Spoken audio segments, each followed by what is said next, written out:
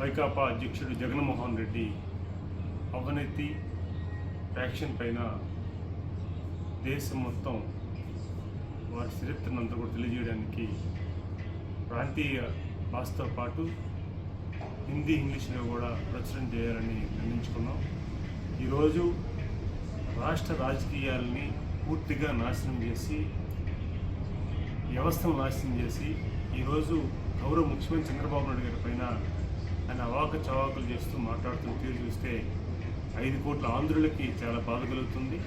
ఆ నేపథ్యంలో మా ఆర్థిక శాఖ మంత్రి తెలుగుదేశం పార్టీ నాయకులు పయ్యాల కేశవ్ గారు మొన్న ప్రకటించినట్లుగా వారిపై ఒక బుక్ని ఫ్యాక్షన్ రాజకీయాలపైన ఒక బుక్ని రిలీజ్ చేస్తున్నారు. దానిని దేశ రాజధాని ఢిల్లీలో కూడా రిలీజ్ చేయబోతున్నాం.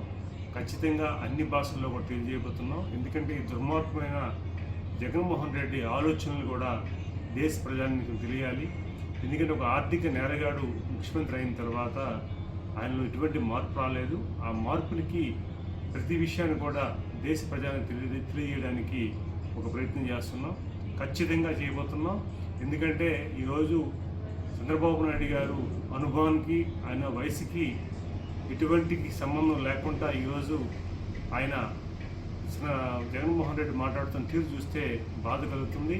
అదే సమయంలో ఈరోజు వారు ఫ్యాక్షన్ వారసత్వాన్ని ఏ రకంగా తీసుకొచ్చారు. రాజారెడ్డి వారి తాతగారి నుంచి 3 తరాలు ఫ్యాక్షన్ రాజకీయాలు చేస్తూ ఈరోజు దేశంలోనే ఒక మోస్ట్ నేర చరిత్రుడిగా నిలిచిన జగన్మోహన్ రెడ్డి అవినీతి ఆరోపణలు కానీ ఫ్యాక్షన్ రాజకీయాలు కానీ అన్నీ కూడా మేము బుక్ రూపంలో తీసుకురాబోతున్నామని మీ ద్వారా మేము తెలియజేసుకుంటూ భవిష్యత్తులో కూడా వారు గతంలో రాజశేఖర రెడ్డి గారు ముఖ్యమంత్రి ఉన్నప్పుడు నేర చరిత్ర కూడా ఆర్థిక నేరగ్రస్తుడిగా ఏవైతే కేసులు ఉన్నాయో అవన్నీ కూడా జోడించబోతున్నాం.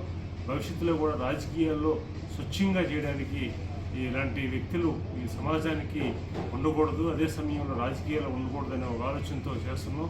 ఈ సమాజానికి జగన్మోహన్ రెడ్డి ఆలోచనలు హానికరంగా ఉన్నాయని ఈ సందర్భంగా తెలియజేసుకుంటూ భవిష్యత్తులో ఇలాంటి చెక్కు పెట్టడానికి దేశ ప్రజానికి కూడా తెలియాలి. ఎందుకంటే ఈరోజు దేశ రాజకీయాల్లో ఒక చంద్రబాబు నాయుడు గారు ఒక బ్రాండు. ఈరోజు వారి సేవలు కూడా దేశ ప్రజలను కూడా వారు సర్వీసెస్ని కొనియాడుతుంటే జగన్మోహన్ రెడ్డి మాత్రం నీచమైన మాట్లాడుతూ వారి ప్రవర్తనలో కూడా మార్పు రాలేదు.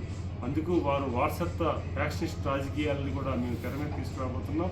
భవిష్యత్తులో కూడా ఈ విషయాన్ని దేశ ప్రజానికి కూడా తెలియజేస్తున్నామని మీతో తెలియజేసుకుంటూ చంద్రబాబు నాయుడు గారు తెలుగుదేశం పార్టీ వారసత్వాన్ని చూస్తే ఆ రోజు ఎన్టీఆర్ గారు కానీ ఇప్పుడు చంద్రబాబు నాయుడు గారు కానీ లోకేష్ బాబు గారు కానీ 3 తరాలు రాజకీయాన్ని తీసుకొస్తే సమాజ సేవ సమాజానికి మేలు చేసే విధంగా చేసే నాయకత్వం చూసాం.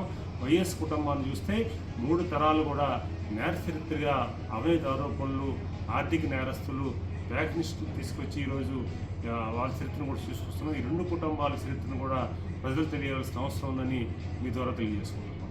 Thank you.